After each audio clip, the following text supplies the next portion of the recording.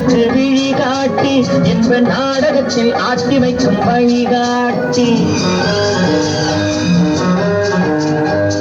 நீயேதான் எனக்கு மணவாட்டி என்னை மாலையிட்டு கைப்பிடிக்கும் தீமாட்டி